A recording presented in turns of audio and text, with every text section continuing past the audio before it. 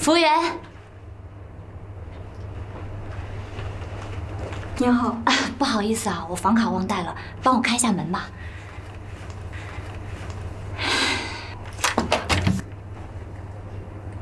谢谢啊。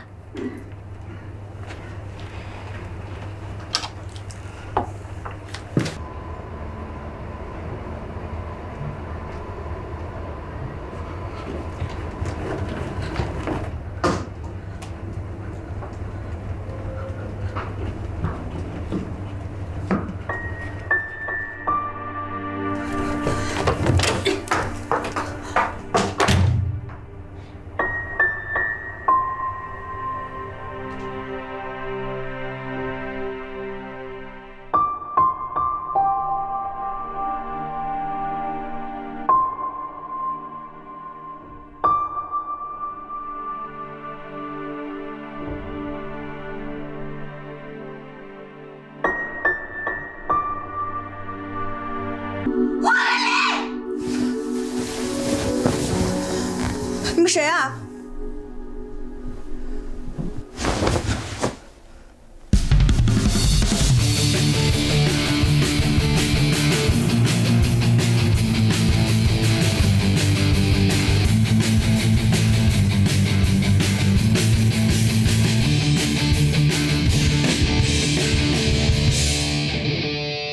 要不是在歌厅外头的咖啡座上遇见，我还不知道他常驻云锦了呢。之后就有了些正常的来往。他喜欢小孩，所以经常到我的幼儿园来，我们也就聊聊家常，说说话，仅此而已。所以听说你怀疑我俩有奸情，我就气不打一处来，就想着策划那么一出闹剧，教训教训你。他要是没被勾引，我就拿暧昧场景吓人；要是被勾引了，我就假戏真做，我豁得出去。问题是豁出去了，我还未遂。我说的够清楚吗？你怎么知道我在云锦啊？拜托，叶霞的脑子不比我妈好使。所以你就故意设计整我，是不是还想假戏真做呀？你有病吧你？睡你老公边上的不是我呀！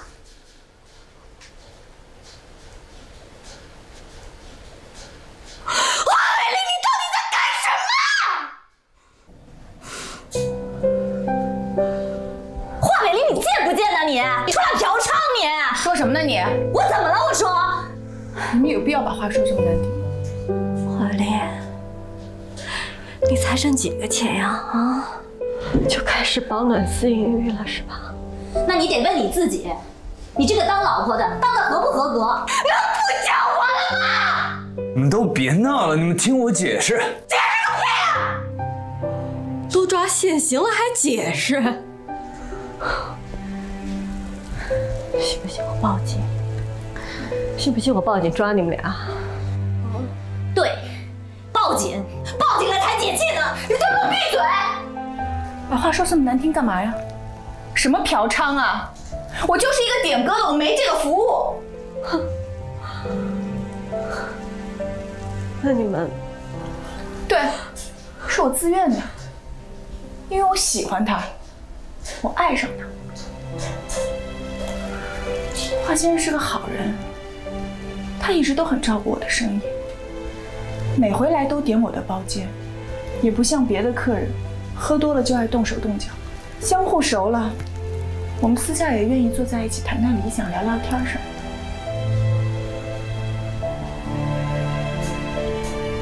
你是他老婆吧？听说你有一个5年不要孩子的计划，让他很有挫败感。哼！你跟我都没说，你跟他说，他没跟我说什么，他都在说自己没能力。你做老婆的不尽义务，他却责怪他自己。所以我觉得他是好男人，所以我爱上他。小薇，我们是爱情。我每回上床都是自愿的。警察来了，我也这么说。我不是3陪，我是跟你处感情的。华丽，我要你告诉我，你跟他究竟什么关系？他长那么帅，他需要花钱找女人吗？华伟林，我要你自己说。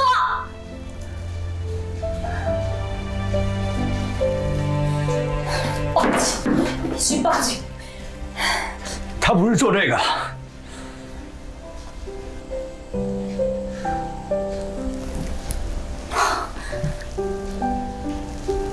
靠！真他妈伤自尊！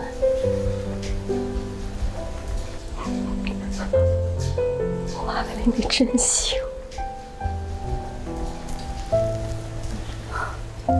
你就算跟顾小薇出轨，我都觉得还有账可谈。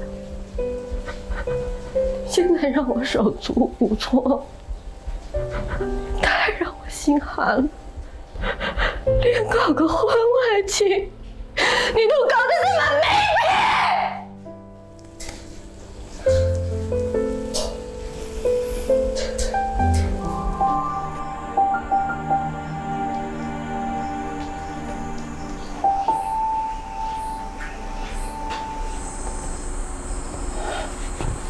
哎，小雨，这个伟林啊，已经道过歉了，认错了。你看你什么态度啊？这事怎么解决啊？要是换了我，早拿饭盒拍你个满脸花了。你这是调解吗？啊？爱谁谁，我就这样了。以前你挤得他啊，我还护着他。现在想想，你有什么错呀？他除了长得好看，他有啥呀？长得好看干嘛呀？长得好看就为了外面招猫递狗，派上用场。他不是已经道过歉了吗？反正我就这态度。小雨这张婚事，我们做父母的吧，本来就不同意。既然他们俩结了，那我们就往好里处，是吧？咱不做孩子的绊脚石，是不是？现在倒好了，他不仅没进步，他还出现道德问题。你说搁谁心里不堵得慌啊？是，你说的都对。可是事儿那怎么着得解决呀，是吧？俗话说得好啊，宁拆先祖庙，不破一桩亲，是吧？咱们还得往和谐里调解，不是啊？小雨，你的意见呢？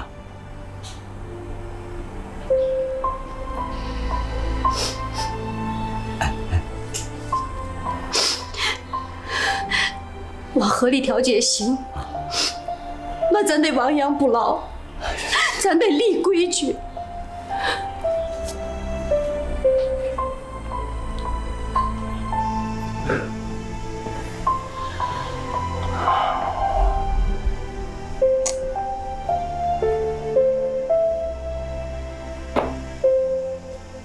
你说，你跟那个什么叫什么小慧的，究竟上过几次床？我要说，就这一次酒后失德，醒来才发现身边有人，你信吗？屁话，人家都交代了，说好几次。我真没骗你。这倒也是，这么解释可以减轻一些罪行。得了吧，越解释越复杂。怎么说错都在我，谁让我跟人家捆一张床上去？而且还说那么多不该说的话，自家的事儿跟人家嚼什么舌头呀？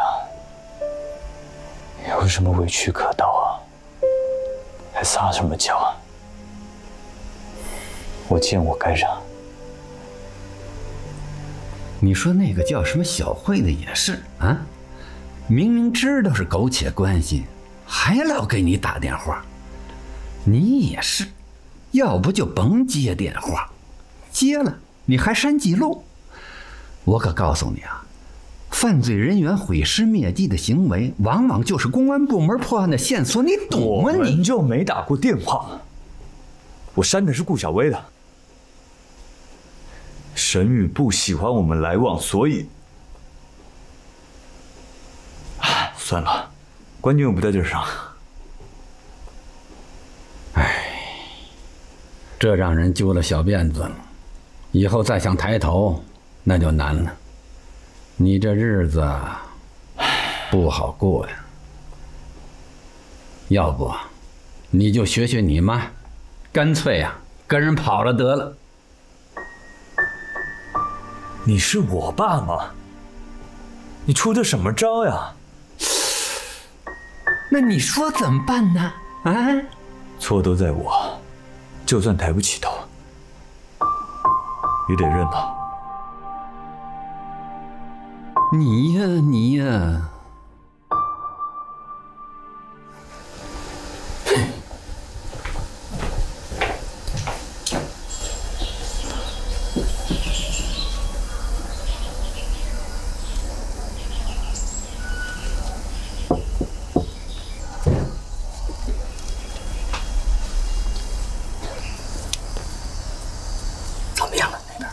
你那边怎么样？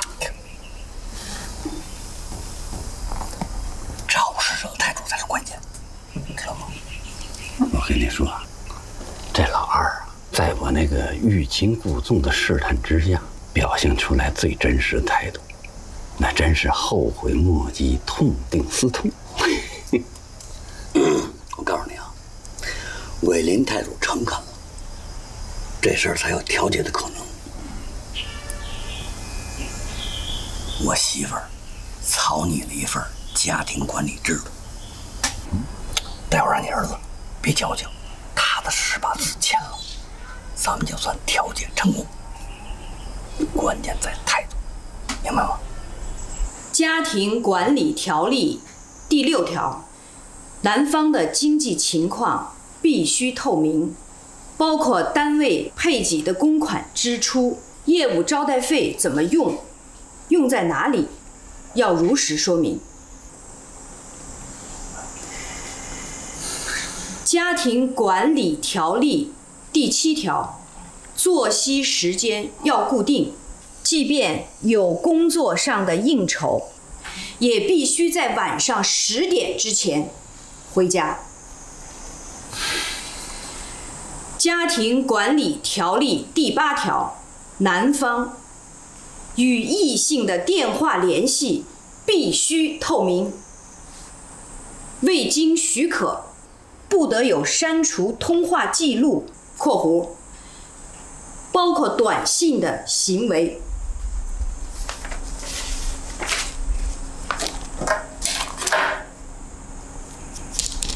伟林，你要觉得这条款没什么异议，就把字签了吧，啊！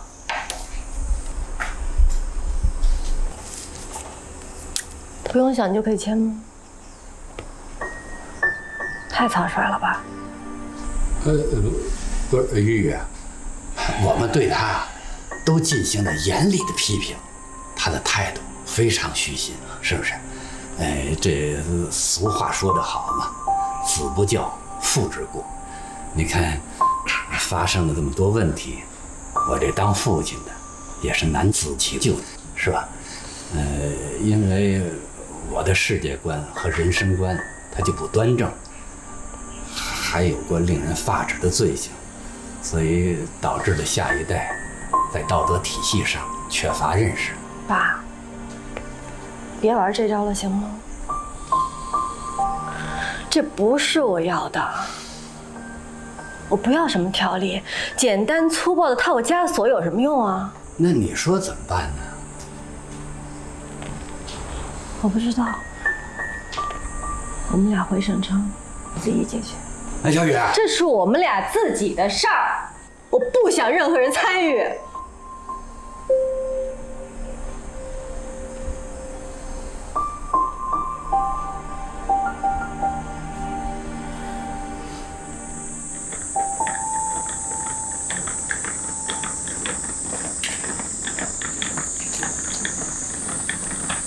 哎，美丽，沈宇，你也去引警了呀？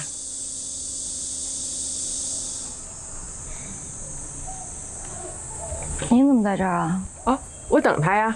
我们有个单子快下来了，我找他商量商量。您怎么知道我们现在回来呢？哎，我给他打的电话呀。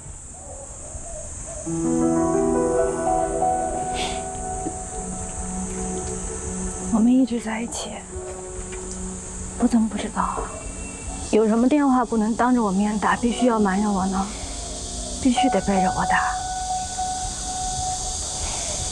出了事儿搬救兵是吗？是不是我们那点破事儿谁都知道，可是你们就瞒着我一个人是吗？不是这。陈宇，有谁啊？我。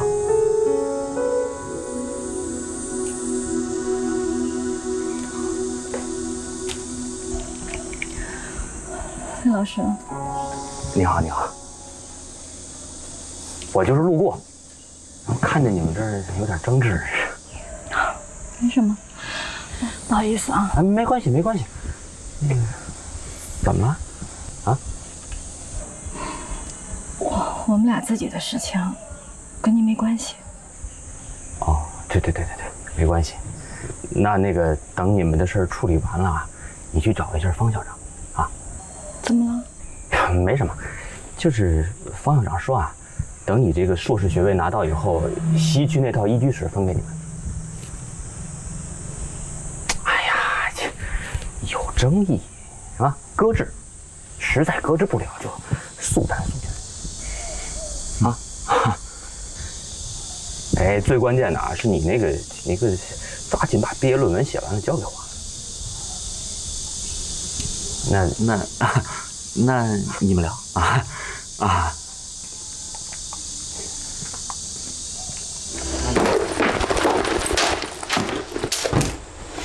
不是两个人的问题自己解决吗？解决在哪儿啊？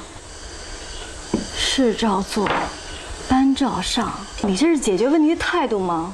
我都说了错全在我，认打认罚，我还怎么个态度啊？耍无赖是吧？杵这儿一滚刀肉，油盐不进，我怎么罚你啊？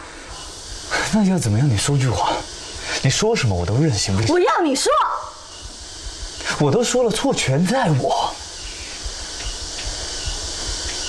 错全在你，你还有理了？我没说我有理啊。没理你嚷嚷什么呀？好，那我小声说，都是我的错，都是我。死猪不怕开水烫，是吧？那你要我怎么样？你说。我要你说。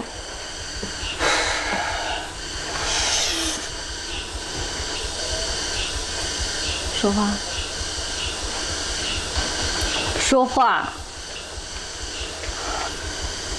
你现在连话都懒得跟我说了，是吗？我不知道该说些什么。华伟林，我就是要你一个态度。我要你一个态度，你这副嘴脸对我，太让我失望了。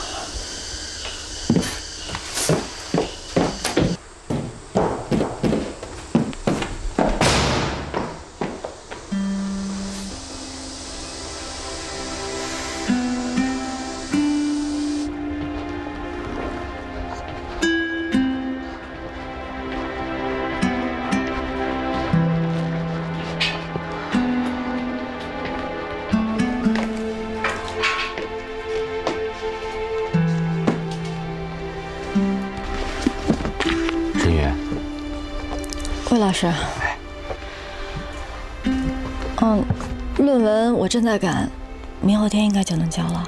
啊不，我不是问你论文的事情，那个，你还好吧？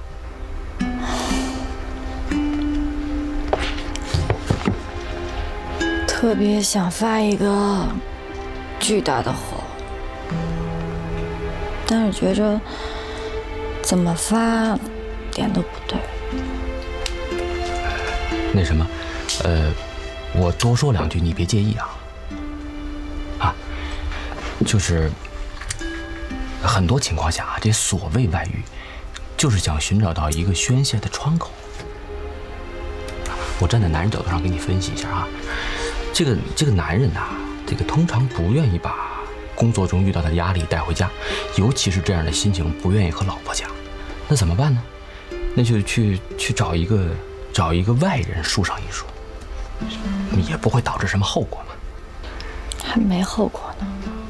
你看你又混淆我的逻辑。我说的是他经常回家跟你诉说压力，会导致你在心里产生负担，就这样的后果。谢谢魏老师，但是我知道你们男人不管做错什么，都会找到冠冕堂皇的理由。这不，那好，那我换一个角度跟你讲啊，就是说，比如说啊，在工作中遇到了压力，和同事之间发生了什么矛盾，人一回到家就把这些压力和你叨，你说，就这种行为，那是你爸还是你妈呀？我爸。那行，那我就没什么可说的了啊。我知道。什么？我知道你说的话其实特别有道理。我想，我跟他之间彼此的付出，可能正是我们给予对方最大的报复。我一直在想，有时候我会无意的说，谁家买车了，谁家买房了，谁又带着老婆去马尔代夫玩。可能这些东西说者无心，听者有意吧。其实有时候我能看到我说这些的时候，他的眼神是闪躲的，所以可能这是我给予他的报复。这些话他又不能对我说，即使说了，男人要面子，他会觉得我会不高兴，他也会挺受伤害的。所以外遇，穷其所有也顶多就是一个外人啊。当然了，这个事情不是要不处理，可是一定要这个别用力过猛。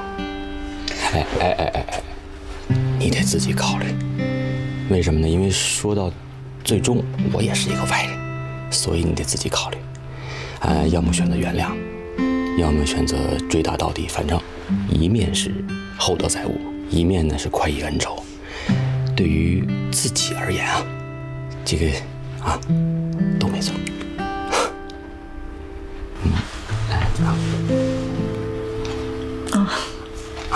谢谢。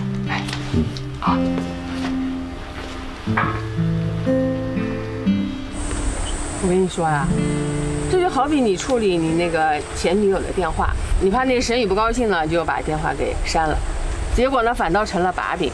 电话删了呢，这证据也就没了。本来这是要浇火的水，反倒成了油。你们男人啊，就是太自大了，老把自己的那点什么委屈啊、迷茫啊、忧虑啊，通通都压在心里，那实在是憋不住了呢，宁可跟那个陌生人激吻，也不愿意跟自己的老婆说，老觉得自己的老婆都是天底下最脆弱的啊！你苦恼他就忧虑啊，你辛苦呢他就崩溃，至于的吗？爷，你这都说到哪跟哪了呀？我跟你说啊，我是在教你呢啊！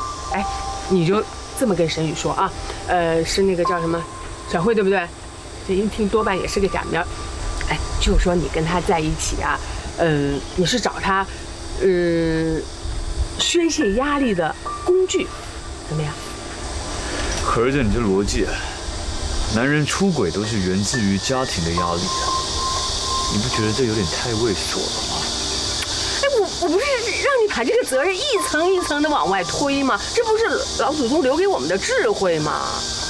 这对人不公平。听我的啊，这女人啊，对具体的行为是可轻可重的啊，关键是那个主观思想啊，想要留住老婆，就得把自己往悲壮上引，把别的女人啊往残渣上糟引，明白了吗？啊？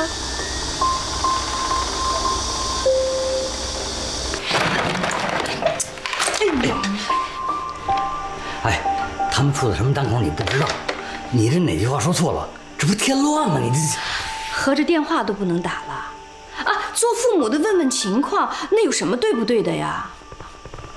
哎，你说你个半老头子吧，你这是比女人还忌讳，你是。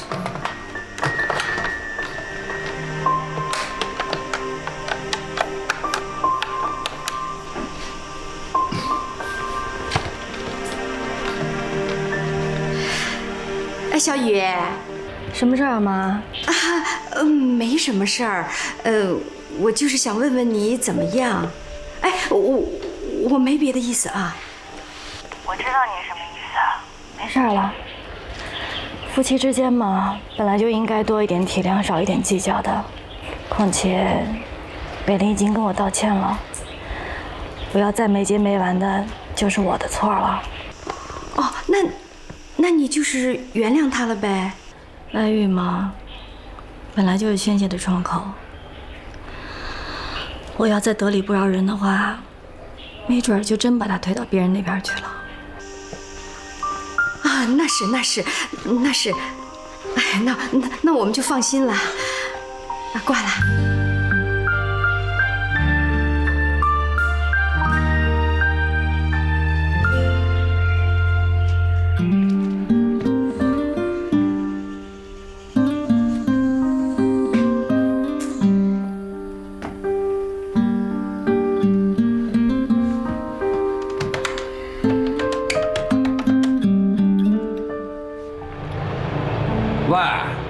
伟林，好，我跟你说啊，关于那个得道多助，失道寡助啊，我有什么话你就直说行吗？我不就想了解一下情况吗？情况就是，不管发生什么事儿，都往好了处，诚心诚意做事，老老实实做人，求得原谅，争取宽大。你看啊，以前是你妈跟人跑了，这情况一调过个儿来呀，我也没啥经验给你。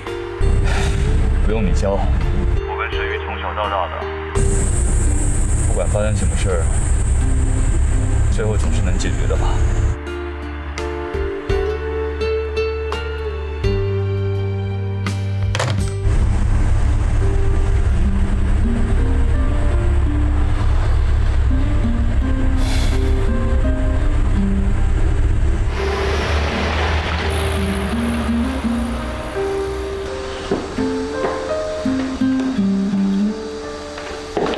回来啦。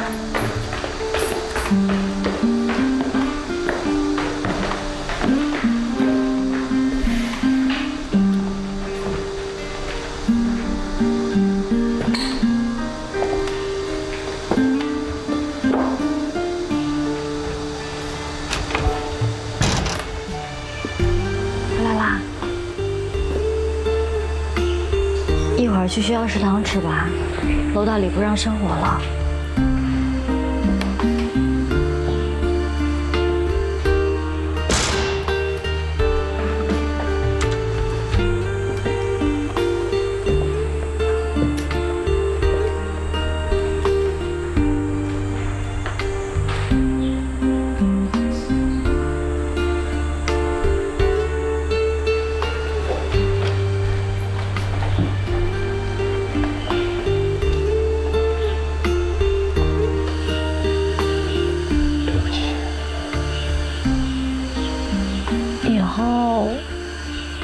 有什么压力都跟我说 ，SM 什么的都不过分。我不想别的女人成为你缓解心情的窗口。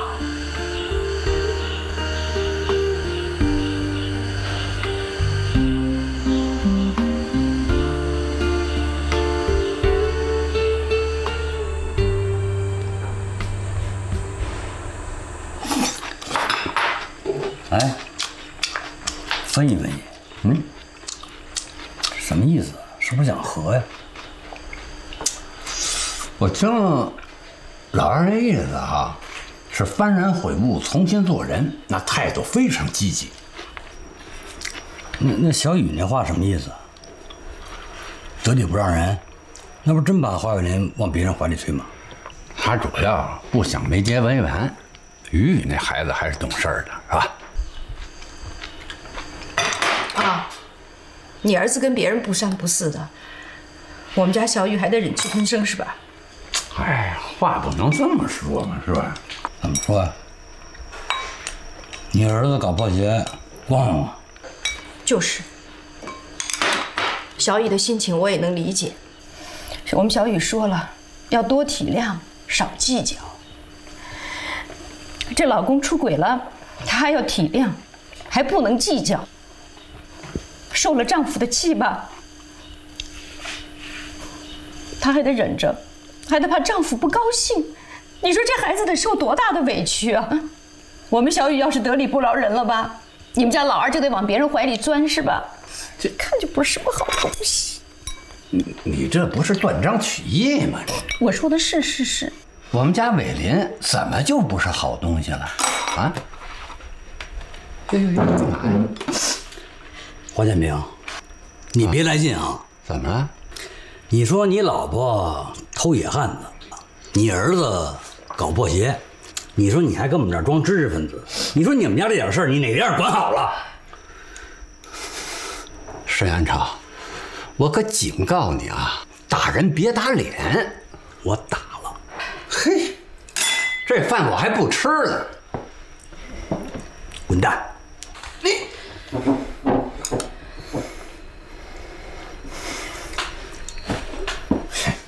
我呀，不跟你们这些没文化的人计较。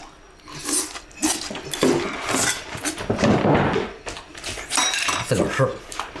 哼。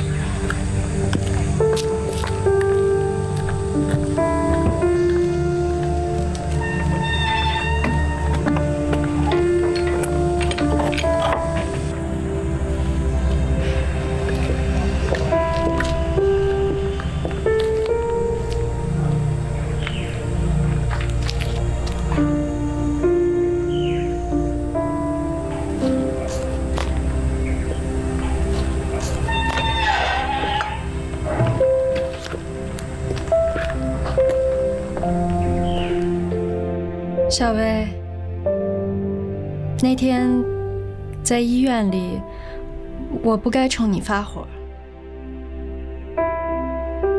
见到孩子受罪，哪个当妈的不气急啊？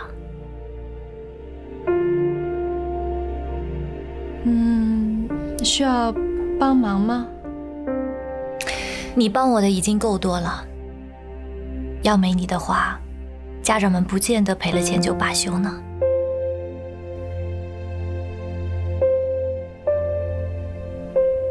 没事儿。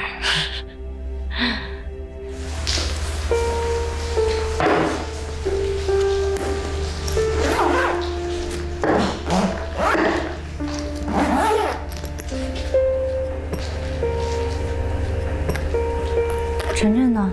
在楼上做功课。小薇，这个铜牌能不能给我留着，做个纪念？许可证都被收回了，又不是什么光荣的事情，还值得留念吗？对我来说是个难忘的经历。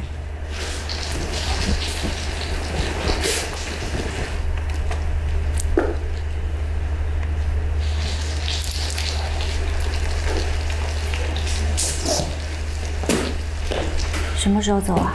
明天一早，火车。对不起。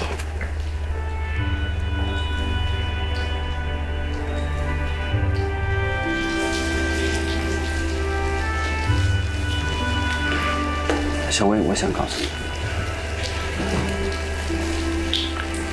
这是我来中国的唯一一份誓言。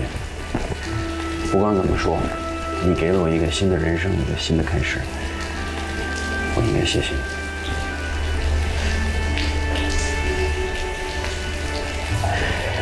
阿姨，不好的事情终归会过去的，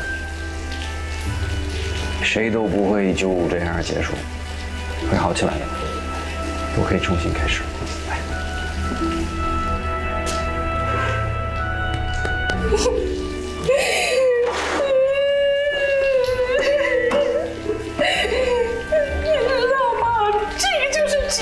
你知道吗？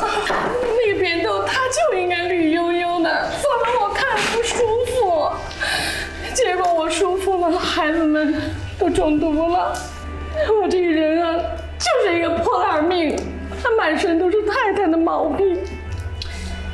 行了，事情都过去了，别再哭哭唧唧的。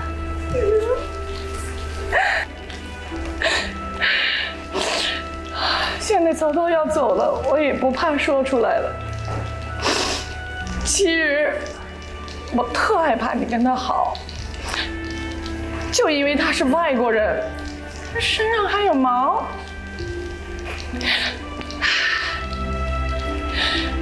偏执，不容人，钻死牛角尖，洁癖，这什么毛病啊？其实说白了，这就是自虐。自己把自己搞得脆弱了，演得开心。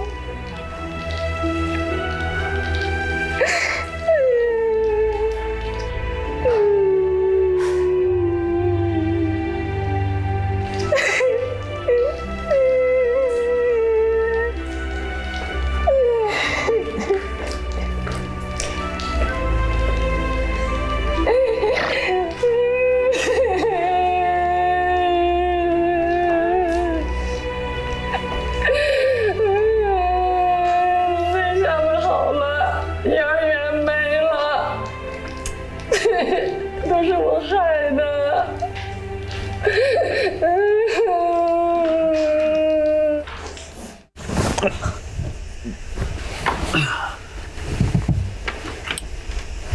哎呀，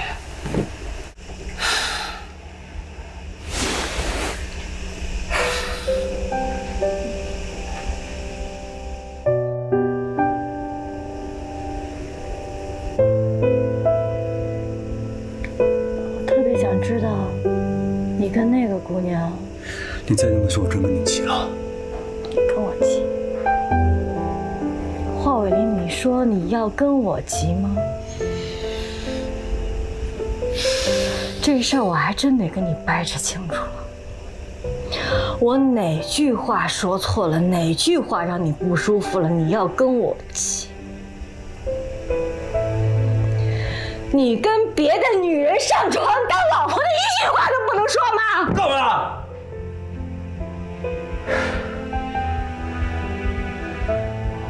跟我耍横是吧？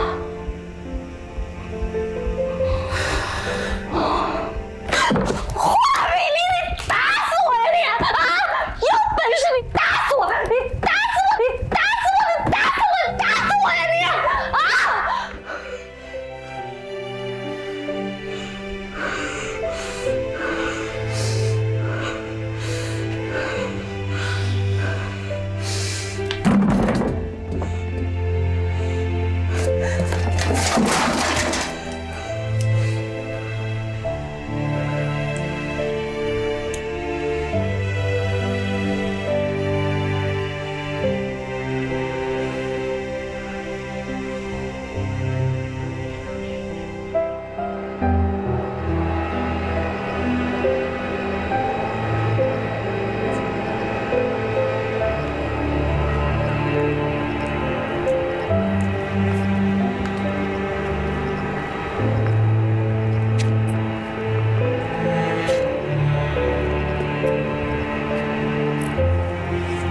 这儿能打到出租车了。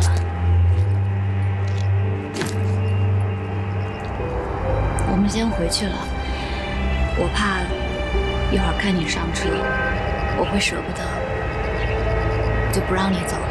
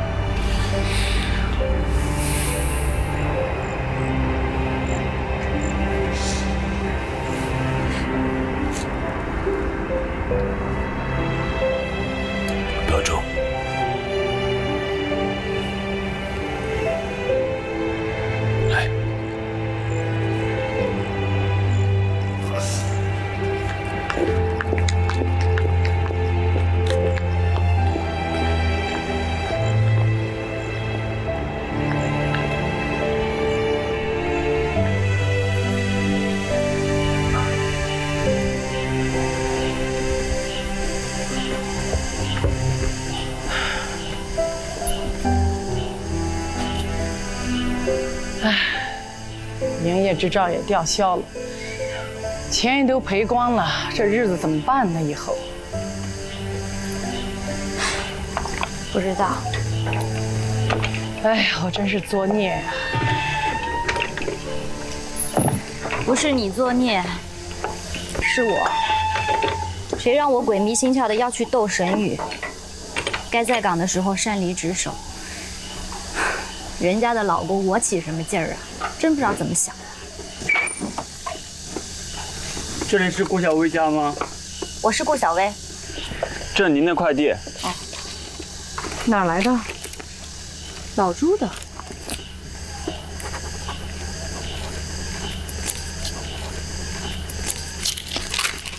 谢谢啊。谢谢。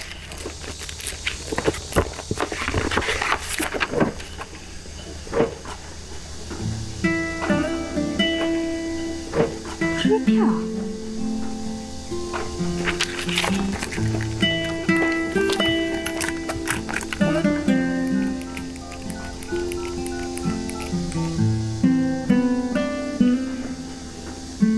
快递收到了吧？别急别急，先听我说。幼儿园的事情，你妈打电话告诉我了。我想我亲自过去的话，支票你是不会收的，所以选择了这个办法。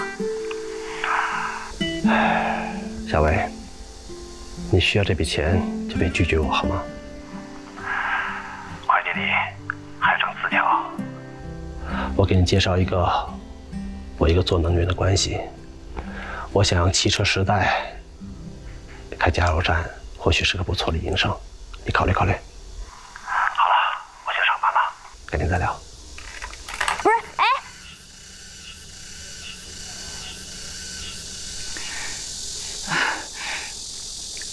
我没让他帮忙，我就告诉他一下情况。一切都会好起来的，真的。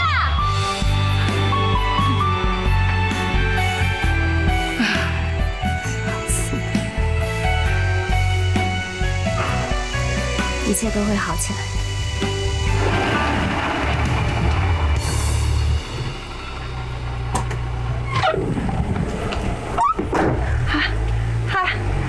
我不敢给华先生打电话，所以满世界找你。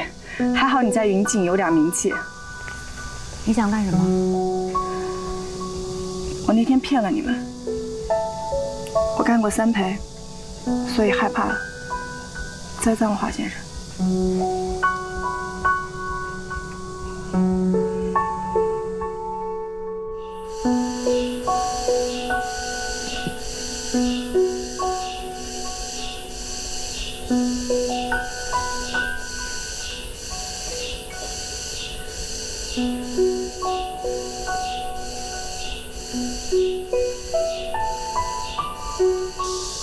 没想到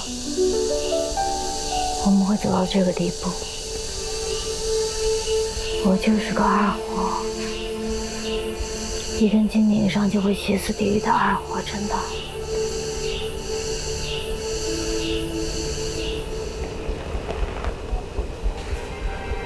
我们可以为对方付出感动，就不能原谅对方的过错吗？对不起，是我不冷静，供你火了。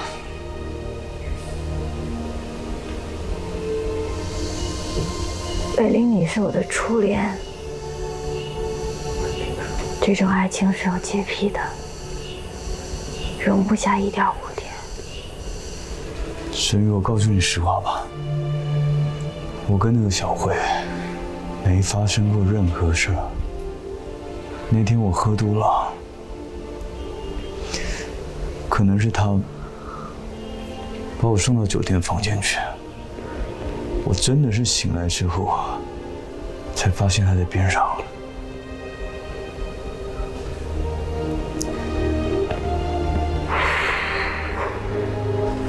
什么上过几回床之类的，那都是我胡说的。就那一次，还是趁华先生喝多了，我自己躺进去的。我靠，有你这么讹钱的吗？我没想讹钱，我是真的喜欢他，我真想跟他。我当时就想，等他醒来，看见我在边上，至少能抱一抱。你少跟我来这套，当时怎么不说这些呀？你们当时叫嚣着要报警，我能怎么办？我在派出所挂过号，真到了那儿谁听我解释？谁信啊？我知道华先生是好人，我就拿了他一刀，就赌他会不会牺牲我。其实我当时也没抱什么希望，我就是赌一把。他真是好人，真没揭穿我。我们是爱情，我每回上床都是自愿的。小慧，警察来了，我也这么说。不是三陪，我是跟你处感情的。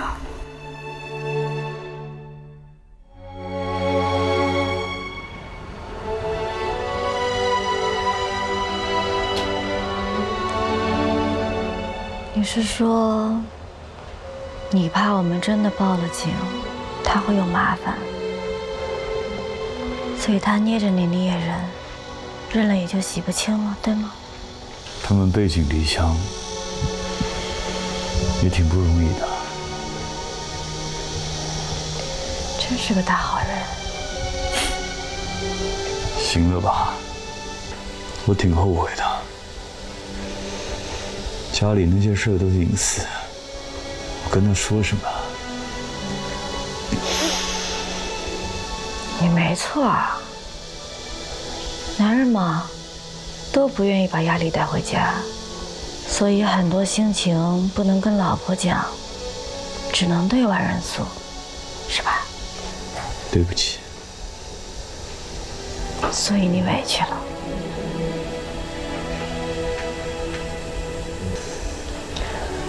郝伟林，本来我已经打算要原谅你了，没想到你这么猥琐。犯了错不检讨也就罢了，还要把自己弄得这么悲壮，把别的女人说成烂叉叉。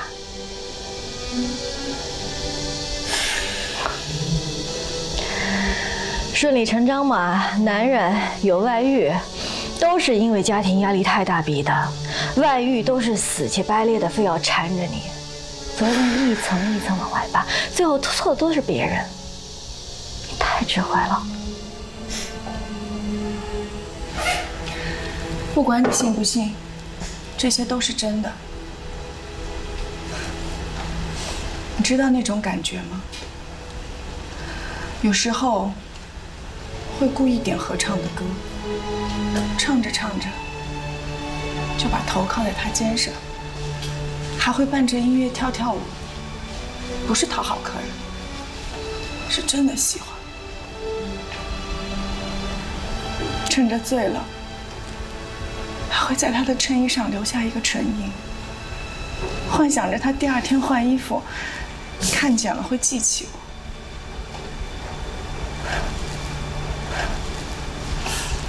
神经病死！从那件事之后吧，越想越害怕。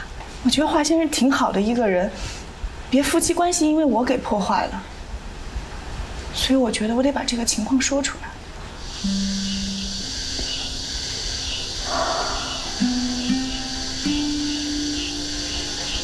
郝伟林，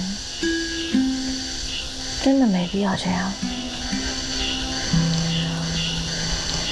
我不知道有没有人教过你，这么忽悠让我觉得很晦涩，甚至让我觉得我连你这个人都看错了。我就知道这种事儿越解释越猥琐。我知道你压力是真的，为了这个家，你已经超出了你能力的极限。我也知道，你之所以有今天，都是因为我。要没有我的话，你早成艺术家了，都是我害的。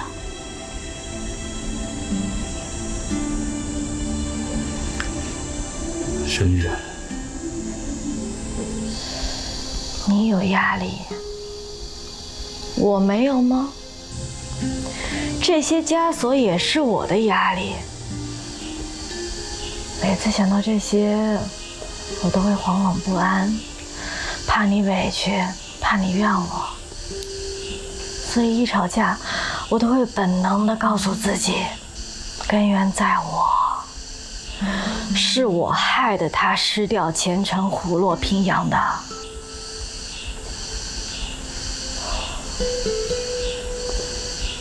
别的女人对老公有要求很正常，可我敢吗？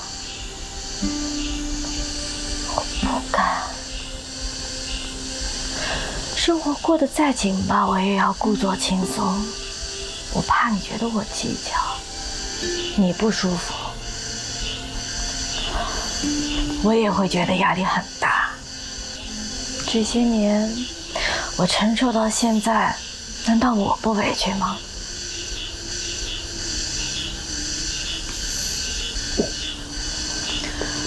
郝海林，再这么下去的话，我真的会怀疑我连人都看错了。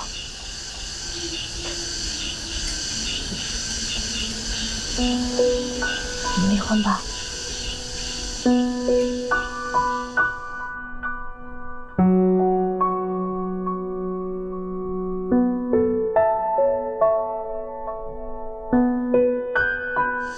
离了婚，大家都解脱了。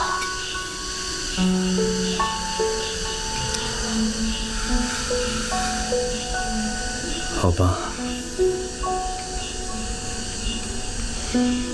分开可能会好一些。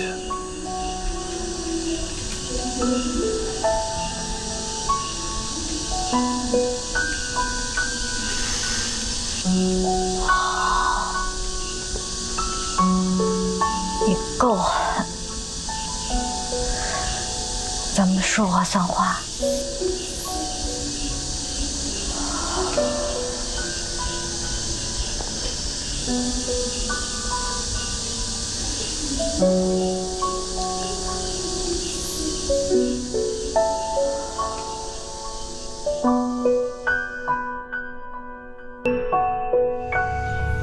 哎呀，我这心里还真是七上八下的。哎，你们俩真能确定他们和好了？电话不是你打的吗？你不是也说我们小雨不愿意没结没完？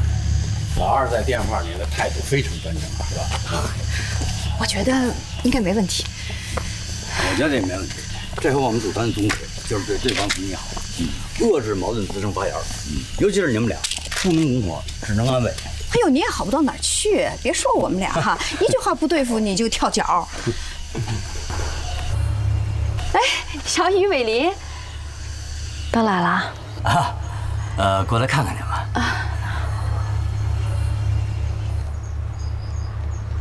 哎，你们俩怎么了？正好本来是想给你们打电话的，正好你们来了，我们俩办离婚去了，费用合计是49块钱，挺不值钱的。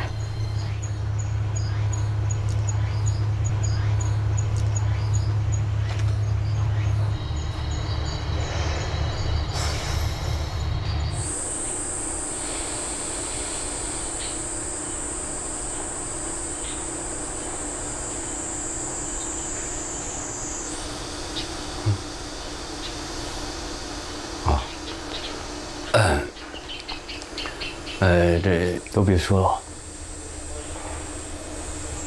我跟沈宇已经商量过了，问题解决不了，就别成为对方的心结。离了，应该就可以轻松一点了。华伟林，你个混账玩意儿！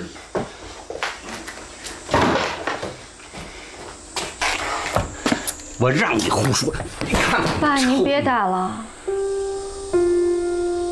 其实离婚也不见得是件坏事儿，都别闹了。我们俩都会为对方未来的幸福祝福的。如果大家愿意呢，我们在一块儿包顿饺子，毕竟以后我跟伟林还是发小，你们也还是老同事、老邻居，这不挺好的吗？这就散伙了？爸，我给钟丽梅打过电话了，不跟她做公司了，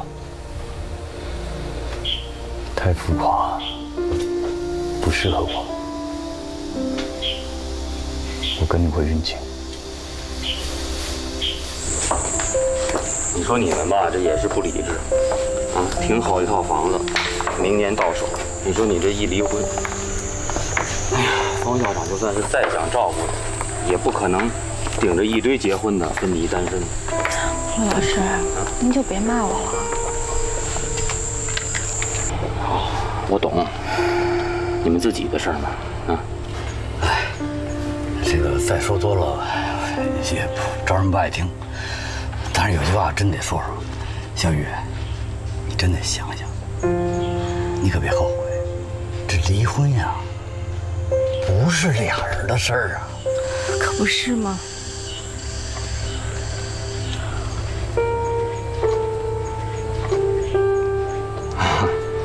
那个伯父、伯母，你先在这等我一会儿，我去把车开过来啊。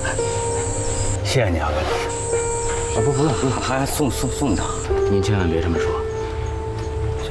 他不是落单了吗？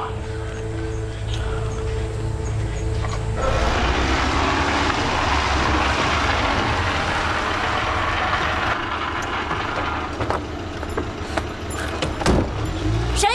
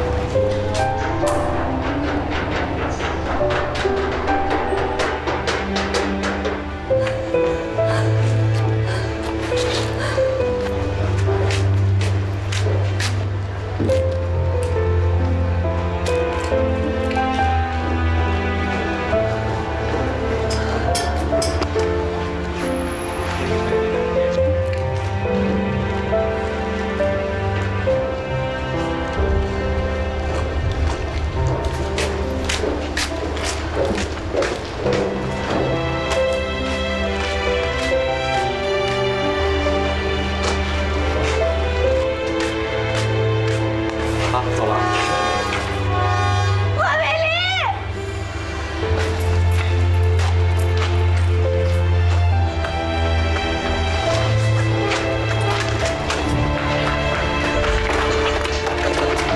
不要走，不要走，我错了，你说的都对，你没有出轨，是我冤枉你了，你不要走好不好？都过去了。没过去，真的是我错了，你别生气好不好？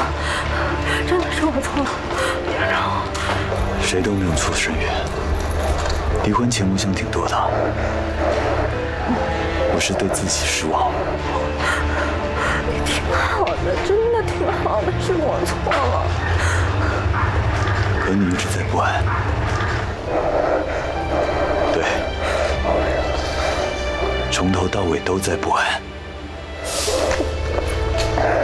包括5年不要孩子的计划，都是因为不安。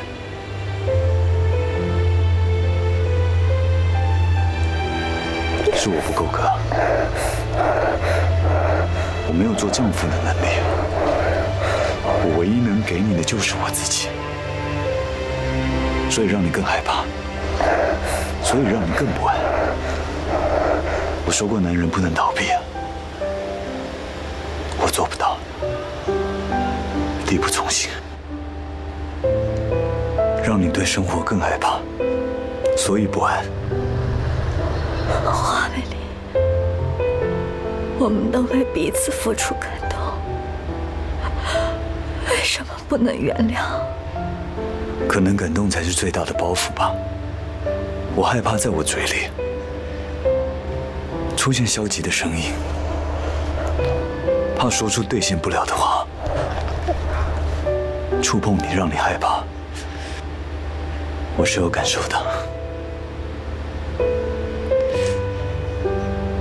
有好几次你说谁又买了什么，然后戛然而止。你更害怕一个无心的话题触碰我，让我受伤。如果身为一个女人，张家长李家短的都不行，我是不是太差劲了？沈远，为什么我们的爱情得来不易，在婚姻面前就不堪一击？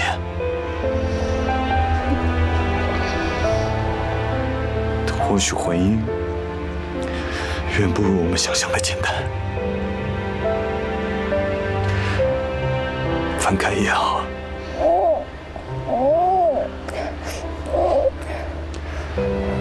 分开了，我们就有时间跟空间去想象了。